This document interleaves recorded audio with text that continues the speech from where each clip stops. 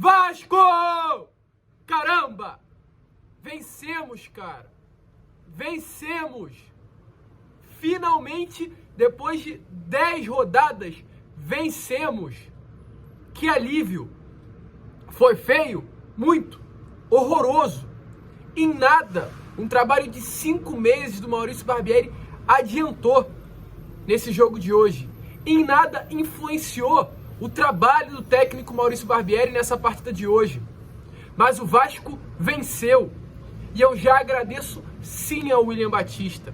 Não foi bonito, não foi um Vasco estruturado dentro de campo, não tivemos um ótimo desempenho, mas vencemos. Sabe vantagem de vencer? Sabe intensidade? Sabe gana? Tudo que faltava no Vasco do Maurício Barbieri, tínhamos hoje no Vasco.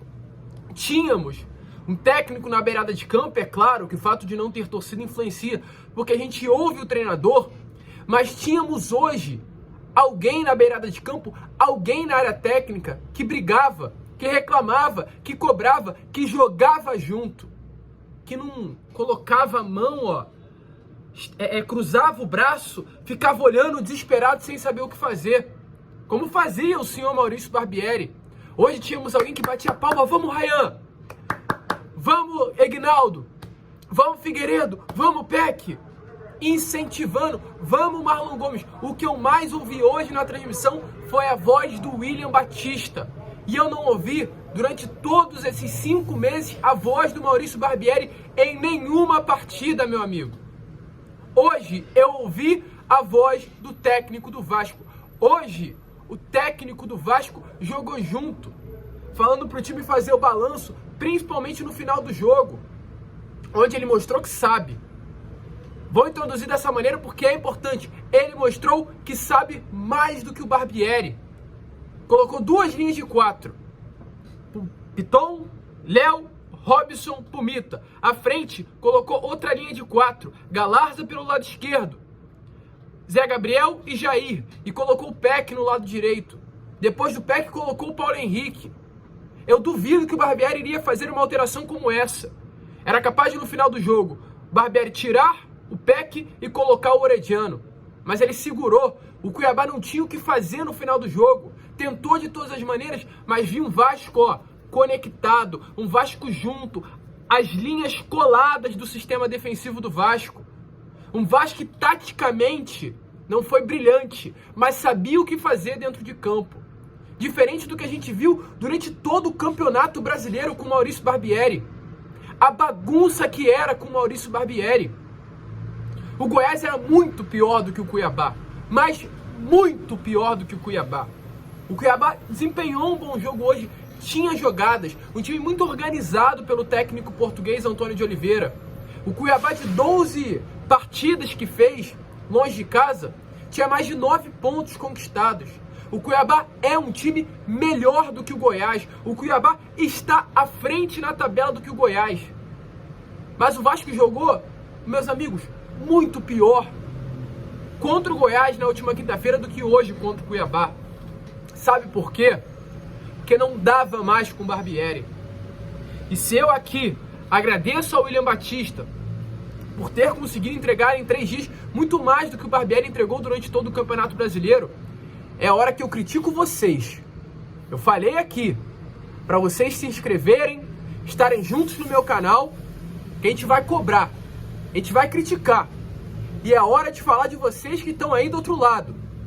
Paulo Brax, Abel Braga, Luiz Melo, que tem influência sim no futebol do Vasco, e Johannes Sports, diretoria da 777, a culpa é de vocês. Olha aí, por que vocês mantiveram o Barbieri no cargo? 6 derrotas consecutivas. Foi só o Barbieri sair que o Vasco vence. Mais do que nunca. Hoje, comprova, fica nítido, escancarado, que foi culpa de vocês.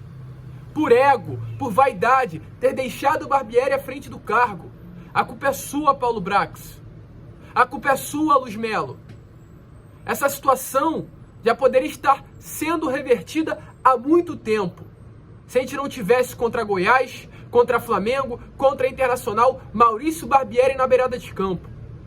O pior aproveitamento do Vasco da Gama na história do Campeonato Brasileiro foi com o Maurício Barbieri da gestão do Paulo Brax. A culpa é sua. Hoje o Vasco venceu e ficou ainda mais nítido que a culpa é de vocês. O pior departamento da história de futebol do Vasco. E se a empresa norte-americana, se a 777 tem algum profissionalismo, tem alguma eficiência, essa é a hora de demitir esses caras. De tirar, de limpar. Porque tem que limpar, meu amigo. Não tem como. Se você é um profissional, é o que eu sempre falo aqui nos meus vídeos. Se você é um profissional e está numa empresa e desempenha mal o seu trabalho, você é demitido. O Paulo Brax teve em mãos 109 milhões de reais para investir. E montou um elenco que hoje começou com uma trinca ofensiva de jovens da base do Vasco, um meia, que era o Alex Teixeira, que era o jovem da base do Vasco, e o Marlon, que era um volante, mais um jovem da base do Vasco.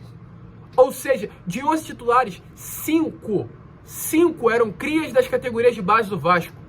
Entrou no segundo tempo Egnaldo e também o... Caraca, esqueci o nome. Entrou o Egnaldo, entrou o Galarza, que era da base. Entrou além do Egnaldo o Eric Marcos, que era da base. Ou seja, 8 jogadores, que entraram em campo hoje eram da base. Planejamento ridículo feito pelo senhor Paulo Brax. Planejamento nojento feito pelo senhor Paulo Brax. Como, com 109 milhões de reais, o Vasco segue dependendo das suas categorias de base. Então, fico feliz com a vitória? Muito. Muito. Eu falei pra mim mesmo que não ia torcer pelo Vasco hoje. Porque já tinha largado de mão. Já não acreditava mais. Então falei, olha só, se o Vasco fizer gol, eu não vou comemorar. Vou ficar calmo, vou ficar tranquilo. Porque a situação já tá por água abaixo. Mas eu, como vascaíno, na hora que o Vasco fez o gol, eu saí correndo, me ajoelhei, levantei as mãos pro céu e fui gritar na janela. Como sempre tem que gritar.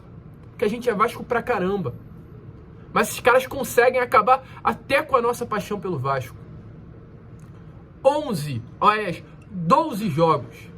O Barbieri, inacreditavelmente, em 11 jogos que ficou no comando, venceu apenas uma. Foi ele sair e o Vasco vence a sua partida. Então, fica nítido que tem um culpado aí nessa situação. Tinha, que era o Barbieri, mas ainda tem, que são vocês da diretoria. E a gente vai cobrar até o final a saída de vocês. O Vasco vai investir mais nessa janela de transferências. O Vasco tem contratado o Serginho e o Maicon, que estavam hoje no estádio Luso Brasileiro. Gary Medel vai chegar. Mas os outros reforços não podem ser contratados por Paulo Brax e companhia. Não pode dar mais dinheiro na mão desses caras que fizeram, né? Eu ia falar, não fizeram, e de fato, não fizeram um trabalho. Porque isso aí, ó, isso não é trabalho, isso não é planejamento. Passa longe de trabalho e planejamento. Mas o que importa é que vencemos. Não foi um desempenho bom, mas foi necessário. Foi necessário para ter uma semana tranquila. Para amanhã, terça-feira, o elenco chegar no CT Moacir Barbosa e respirar. 9 pontos. Se eu não me engano, o Vasco saiu da 19ª e chega à 18ª colocação. Está a 3 pontos agora de Cuiabá, de Corinthians e também, no caso, do Bahia. 3 pontos de diferença. Isso não é muita coisa. A gente sempre falou que o Vasco não estava rebaixado. O Vasco não está rebaixado ainda. O Fortaleza, no ano passado, fez uma campanha muito semelhante. Nas 10 primeiras rodadas, tinham 7 pontos conquistados. Mas o Fortaleza, na beirada de campo, tinha um técnico, tinha um Vojvoda. Saíram da lanterna, eles eram lanternas do Campeonato Brasileiro e chegaram à Libertadores. Então, é só contratar, é só reforçar, é só trazer um técnico na beirada de campo. Já era para ter feito isso há muito tempo, vocês.